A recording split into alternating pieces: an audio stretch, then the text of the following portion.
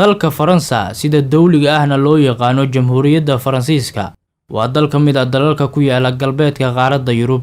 Muwaadiniinta dalkan u dhashay waxay wadankooda u yaqaanaan Hexagon oo macnaheedu tahay lix geesood. Ku soo dhawaada xogo iyo xaqiiqooyin ku saabsan dalka Faransa.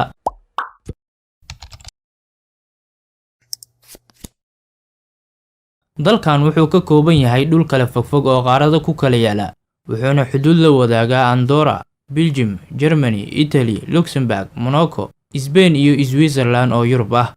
Brazil iyo Suriname ayuu sidoo kale xuduud la wadaagaa, sababtuna waa French Guiana oo ah qayb ka mid ah Faransiiska. Sidoo kale wuxuu leeyahay jasiirado ka fogfog sida jasiiradda Saint Martin oo dhacda waqooyiga bari ee badda Caribbean-ka oo qayb ka mid ah leeyahay.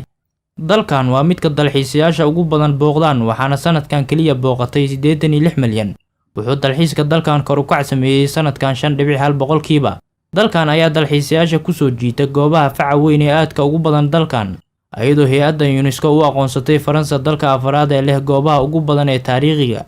wuxuuna dalkan ka helaa dalxiisayaasha dhaqaale fara badan. liiska dalalka ugu dhaqaalaha badan caalamka oo ay sanadkan soo saareen IMF iyo ururo kale oo caalami ah ayuu dalka Faransa ka galay kaalinta 6aad. dalkan waxaa taariikhda ugu xusan inuu qabsaday 8% guud ahaan dhulka caalamka, asigoo lahaa midda labaad ee ugu awoodda badneed imbraadoriyadihii isticmaarka. magaalada Paris waxaa la sheegaa inay tahay midda ugu nalalka badan, waxaana si joogto ah nalalku ugu daaran yihiin magaaladan 296 goobood. waxaa ku nool dad ka badan 2 milyan, waxayna leedahay hal meel oo kaliya ishaarada joogsiga ah guud ahaan magaalada idil. waxayna magaaladan waagii hore ahayd gobol hoostaga Roomaankii, iyadoona loo aqoon jiray Latitia. buundada dul marta webiga Seine ee Paris waa mid caan ah oo ay lamaanayaashu booqdaan si ay ugu xiraan quful ay ku muujinayaan jaceylkooda iyo isku waaridooda, balse waxay dawladda ku dhaqaaqday inay qufuladaasi rarto ayadoo u baqday in buundada culeyskaasi waxyeeleeyo. Faransa waxay adeegsanaysay ilaa 1977 daldalaadda guillotine oo ah in qofka madaxa looga jaro bir afaysan.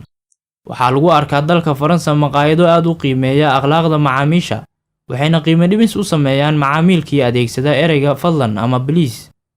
nin u dhashay dalkan oo lagu magacaabo Philippe Cahn ayaa ah shakhsiga koowaad ee ikhtiraacay ama hal abuuray kaamirada taleefanka.